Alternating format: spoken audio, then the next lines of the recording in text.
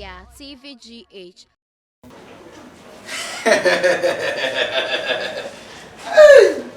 Hey, what surprising me, pal? Hey, you don't come out, pal. Hey, Ajua. Oh, Ajua, was surprising me. What? Full time? This is your job. But then you go up to VRS be SEO, tasty queen. No matter the Zimo, the lighting. The lighting. Full time? Full time? I always say, I didn't press a whole back. Tell me, you go to me, so. And many of my is in the middle of price. Oh, and part of the system, so maybe don't tell me that's why I'm not to me for camera. What I say, me call boys school, that's why I'm not to the camera. Oh, but I'm a diachi. Oh, and the crowd keep you do was fantastic, Jenny. The book will keep in us, the Adiachia. Nice in the gym. I just want another. What? What other you?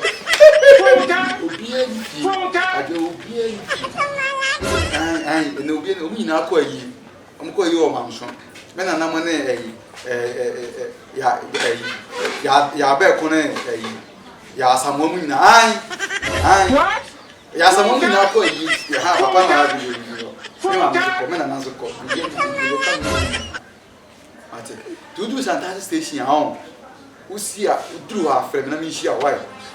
And some young men, my grandma, could be a bit of it, a mamma. I don't know me near you.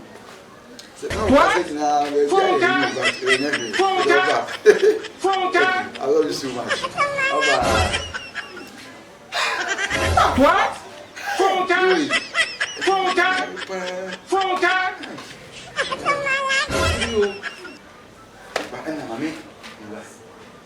I'm going to someone else, and that's our bar. We look at all done in Chema. I get you, look at all COVID.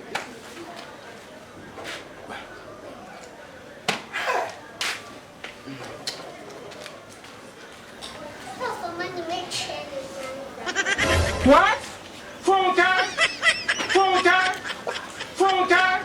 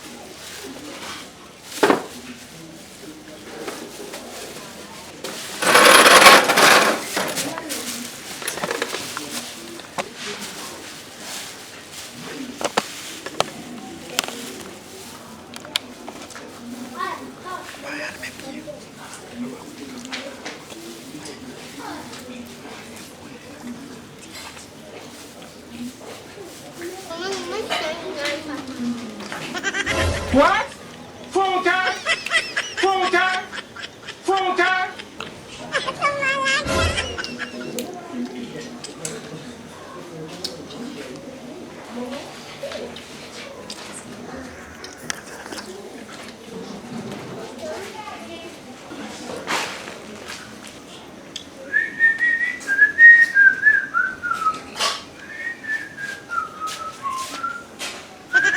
What? Full time? Full time? Full time? Yeah.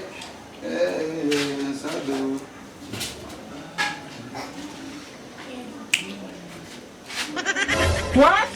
Full time? Full time? Full time?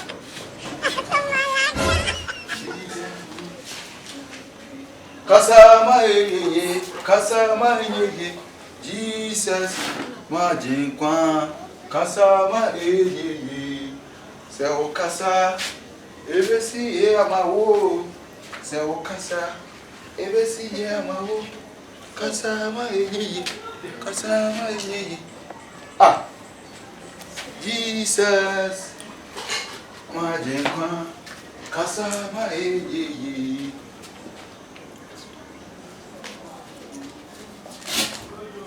Ah, Antina, my phone. Oh, that's a man. I want to me Yako, me to how. Eh? Oh, Antina. Oh, you got your own phone. I go when I this and got your own sorry, I'm here. I phone you before I know that if you are before I let me out. Ah, and I will put pen master. Oh, Daddy was saying, we had to be a different cora. Ah, you know that if you are before I let me out. Kasama ye, Jesus, Kasama ye. Ah, there be Antina, there be the only man. What for phone is your part of my demon? Me can't about me. Ah, Antina, just if you have no one, a woman in our ye. Ah, Yabak Mukoy, as a prayer, can sue you, Munakoy. Yabak who can do so before phone. Obey you and send me for phone to her. Will be any of the phone to us a make cover. Off a phone now, yes, sir. The way you're in Pesa, Mr. Why will be Baba? Why, Mr. Mr. Why? What first year for me now? You know the animal. Oh, Antenna. I don't know women anymore. What do you want? We go to Zuma. To phone a car, can't get it. We got to walk for me. Black. What do you mean? Yasebre. Say no fano, who say you know more the normal people. If I choose Kotaba, say Kotaba will be Yaman. Okay. Amazing, Quincy. Ah, I'm in the point to go to Zuma. Kasama, Jesus, phone, or phone, you fight, phone, password that's brought me. It's no special, not all pay. A pure. What? Jesus, Martin, I made me about Copa told me by what your mom. Why, Antina? Uncle. You, Martin. Kasama, ye.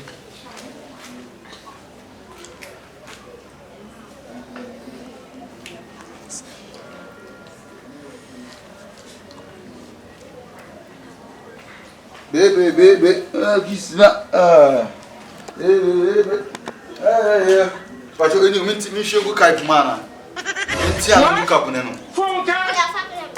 But you may not you, especially the boss pack. The boss pack. Now with that. Phone away, but your phone. What's it? Antenna, enemy Jimmy. Why? Enemy Jimmy. Now, by then, I would know. Wouldn't you are the wouldn't you ever so awesome? Now, much you can do, how much you say what them will be. I don't know if you are now much, Anna. Is it the end? What is life?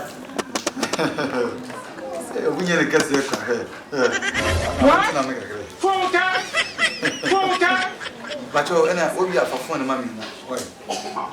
Now, by now, me hard nipa na ba wo se obenturi ntimi kamenya phone na mpacho nanka me tinya kushia me tinya wo se nipa na ba ese me hia no kushia no me je phone ma so for phone opede oh fine no mato nso amro me san to kare bumi oh ala ye me sa next time so chi wa me ma fi o di me phone kaka fa si na wo di mo sa e ba cho de me ko ta ko ta ba se me ko ba de phone me ma hey, after that, hey.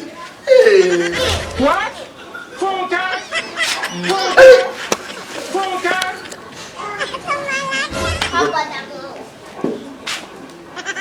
What? Remember them. Phone card? Phone card? Phone card? Ah, now yes, I'm going to be a very big see. Me de over the phone tour. Oh, Jawas over the phone tour. Hey, we will be more banner. Oh, yes, ah, yes, how? Yes, sir. We will banner. Oh, yes, yes, sir, man.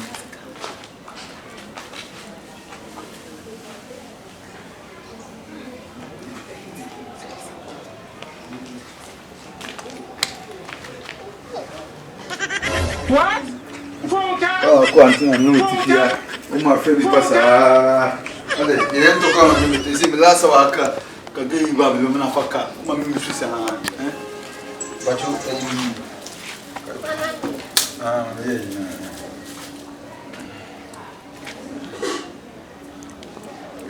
until now, no.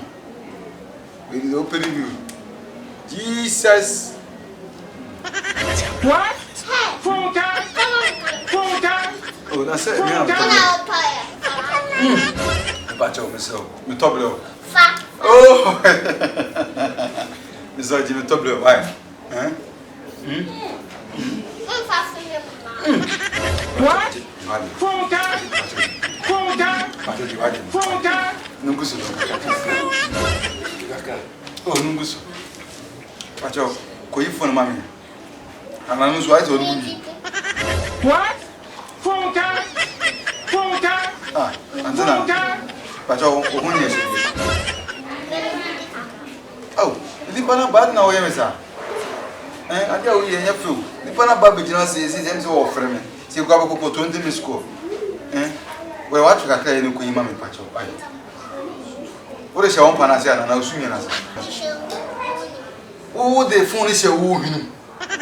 What? Phone card? Phone card? That's a phone. Phone card? That's a phone, my home. How remember that what our phone grad ya Quebec is that oh, me chum, my mother want me to be the Ubuka crash, who we saw another can watch and one of the now the drink and got girl so one to get crack. Now, what's in Namka Crown, sorry. Hey, what? Phone card? Ah, phone card? Phone card? Oh, bonjour, I can't. I remember, I see two. I said, I'm the boss with that. Was in there to a cover in room.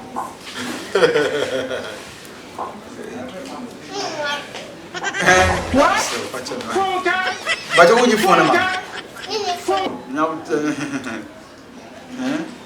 so quick for my me what to buy a new man. What? Phone card? Phone card? Phone card?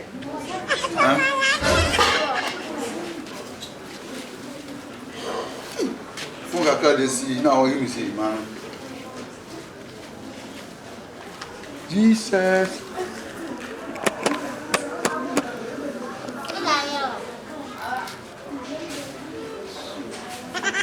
What? Phone card? Phone card? Phone card?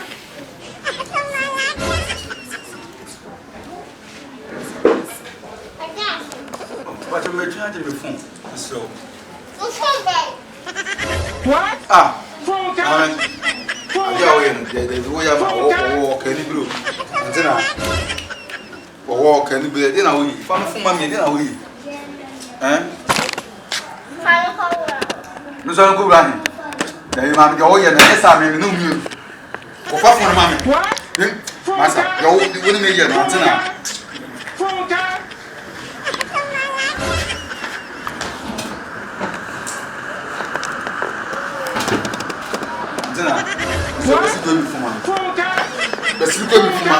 And I would be with her.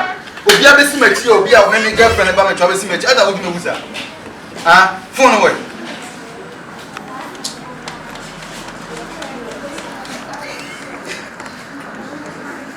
Why when you're man carry Panevi, I'm not going to carry Pama for 4 months of phone. Maybe Jimmy for my own. Maybe Jimmy for my own. Phone card? Phone card? Phone card? Oh, I have a Jawaham. Rebel home. Tina, could you me for mammy? The oil Uchum, what did Jammy Uchum? So Uchum, Uchum, your men obey Jawan. No, yet. Was it there? A medical graphic or Apra? Eh? Just like I was saying. What is it? And then I was saying. What? I know for some more yes, and yes, Phone card?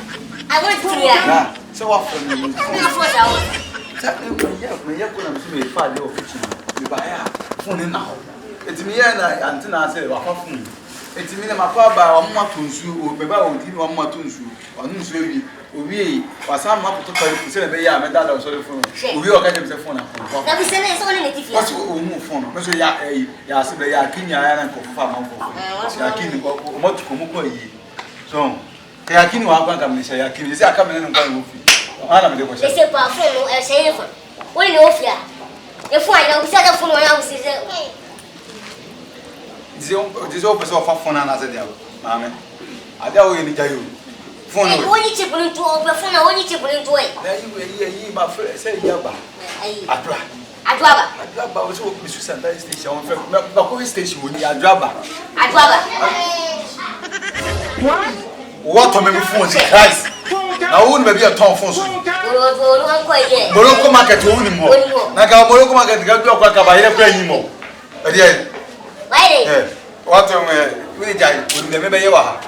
Enti Adwaba na me si Adwa me share Adwa. E kam ya si bodua. Me mo ni to the fire. Be pa tu so as go be ja be kwa fa phone na ba. Pa tu si as on fa phone na ma. Antina me pa me so. Antina your fa phone. Your fa phone message. Your fa phone message. Odidia. Echino.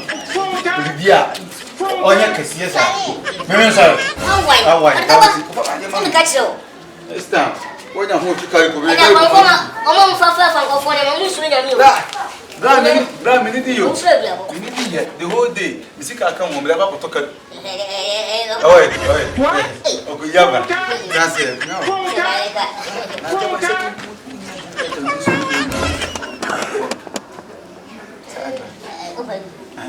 Ese yo black cobra mi now. Black cobra. O su da na ye. Me san fa ki. Sa.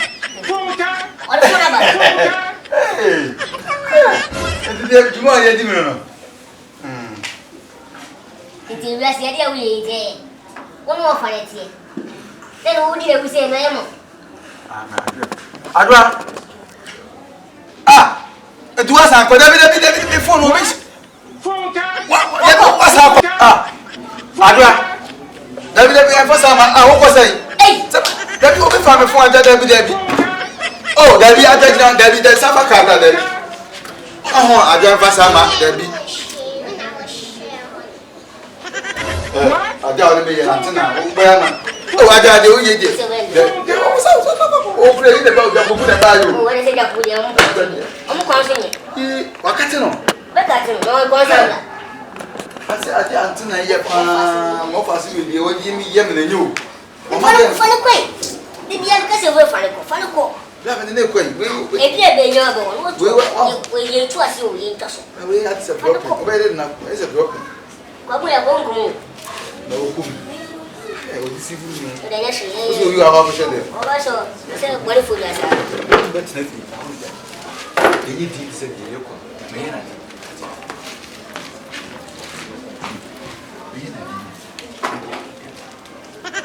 What?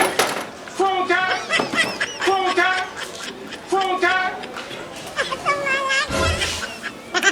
What? Phone card.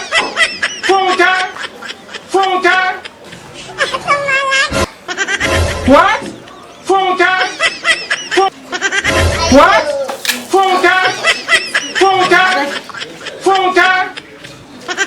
What? Phone card. Oya, TVGH. Like, subscribe, share, and comment.